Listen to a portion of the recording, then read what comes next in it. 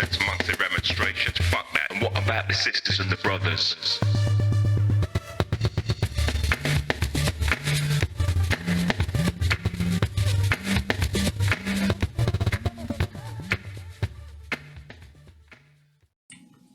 Hi, I'm the OBG. I'm going to go straight into this. Love, it's a beautiful concept, and it's the most beautiful of all.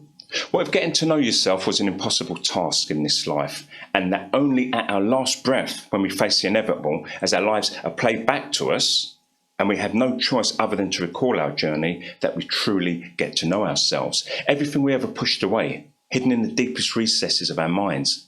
What if they surfaced, vying each for just a millisecond of attention in which they insist that they be heard?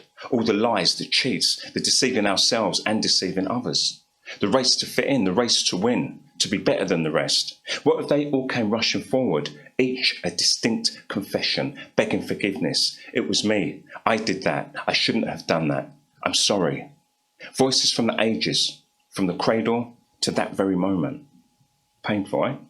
So, what if we could get to know ourselves during our lifetime and simply remove the veil of pretense, the thin layer of deceit that lies between living real lives and our manufactured existence? What if we lived for each other? We would tell ourselves that we're as culpable as those who wage wars and kill innocent people. We would be closer to each other and even to animals, and we would diminish, even abolish the wholesale slaughter of other living forms.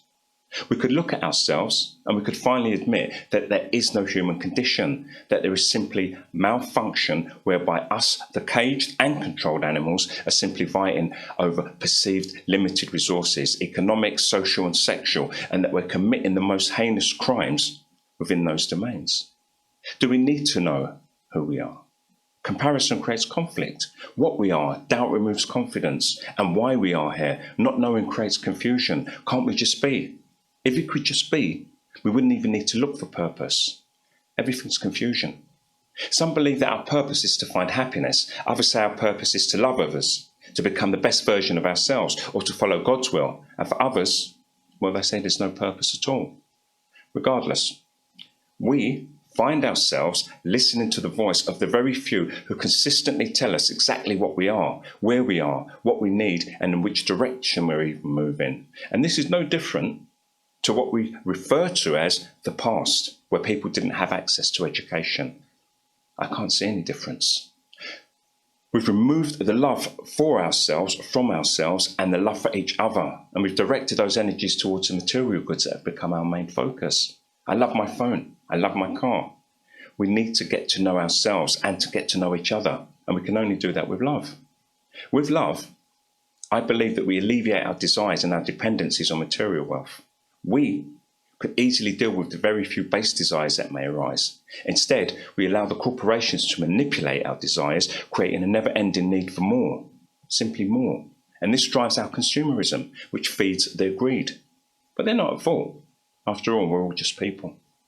We have to learn to love. Love yourself and you will know yourself. Know yourself and you will love yourself. One leads to the other. I sometimes argue that love is a concept. However, it's the most beautiful concept of all. I am the OBJ. Sitting back since yesterday, it's a game don't wanna play.